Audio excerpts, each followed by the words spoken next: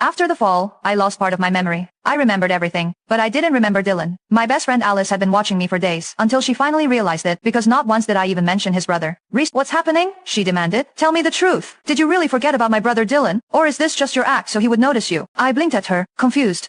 What are you talking about? Why would I act in front of your brother? Her jaw clenched, her hands balled into fists at her sides. Because you love him. Have you forgotten how you stalked him for 5 years even, though he always pushed you away, because he liked someone else? My chest tightened. I did that? I whispered. I chased someone who didn't even like me.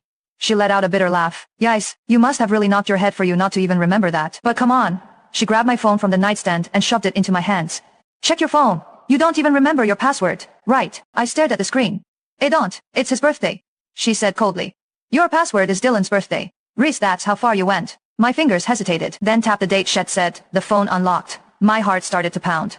And there it was, a folder titled him. Inside were dozens of notes, scribbled thoughts, daydreams, heartbreaks, descriptions of Dylan's favorite coffee, the book he once held on the train, the way his voice changed when he was tired, painful entries about him ignoring me, dismissing me, about how I tried anyway. The then one entry stood out. Today, I saw him with Katerina. She was holding his hand at the cliff's edge, and he smiled at her the way I always wanted him to smile at me. Maybe it's time to let go, but I don't know how. That was the last note. After that, I must have fallen. Alice looked away, her voice quieter now.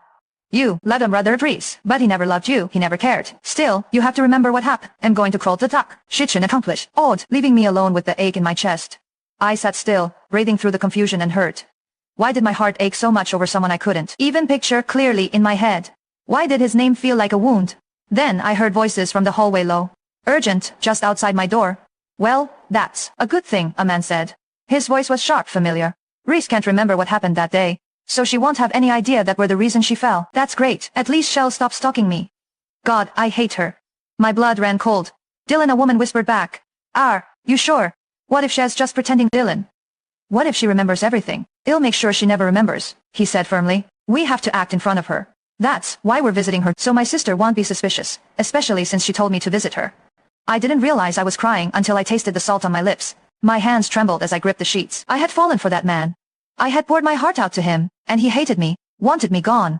What kind of fool had I been? Suddenly, everything inside me hardened. The pain didn't disappear, but it twisted, burned into something else.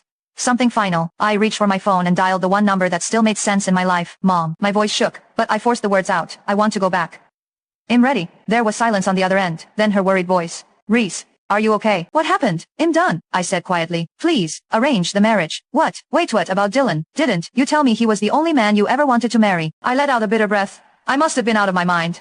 I'm done loving a man who doesn't care about me. I would